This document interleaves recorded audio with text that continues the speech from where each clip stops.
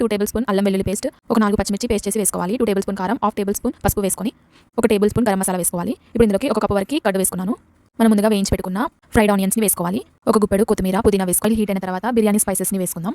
1 minute తర్వాత మనం ముందుగా మిక్స్ చేసి పెట్టుకున్న చికెన్ మిశ్రమాన్ని వేసుకోవాలి. ఇంత కలుపుకున్న తర్వాత ఒకసారి మూత పెట్టి ఒక 5 మినిట్స్ వరకు మీడియం ఫ్లేమ్లో కుక్ చేసుకోవాలి. ఒక గిన్నె తీసుకొని అందులో ఒక 2 గ్లాసెస్ వరకు రైస్ వేసుకున్నాను. 8 గ్లాసెస్ వరకు వాటర్ పోసుకోవాలి.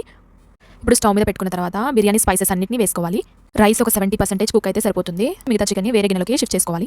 చికెన్ ఆల్మోస్ట్ ఉడికిపోయింది కాబట్టి ఆ పచ్చి వాసన ఏమీ ఉండదు. మనం ఫస్ట్ లేయర్లో మొత్తం రైస్ని స్ప్రెడ్ చేసుకుందాం. ఇలా రైస్ వేసుకున్న తర్వాత ఈక్వల్గా స్ప్రెడ్ చేసుకొని ఒక గుప్పెడు ఫ్రైడ్ ఆనియన్స్ని వేసుకోవాలి. గుప్పెడు కొత్తిమీర, పుదీనా వేసుకోవాలి. మంచి టేస్ట్ కోసం 1 టేబుల్ స్పూన్ నెయ్యి వేసుకోవాలి. సేమ్ ప్రాసెస్ని మనం మళ్ళీ రిపీట్ చేయాలి. మన సేమ్ యూజ్ చేయకుండా ఇంట్లో నేచురల్గా ఇలా ఒకసారి ట్రై చేసి చూడండి. కొద్దిగా పాలు తీసుకొని అందులో హాఫ్ టేబుల్ స్పూన్ వరకు పసుపు వేసి కలిపి పక్కన పెట్టుకోవాలి. ఇప్పుడు రైస్ మీద 1 టేబుల్ స్పూన్ వరకు నెయ్యి వేసుకున్నా. ఇప్పుడు మూత పెట్టుకొని ఏదైనా బరువైంది పెట్టాలి. నేను ఇక్కడ రోల్ పెట్టుకున్నాను. అంతేనండి. 5 మినిట్స్ తర్వాత స్టవ్ ఆఫ్ చేసి చూసుకుందాం.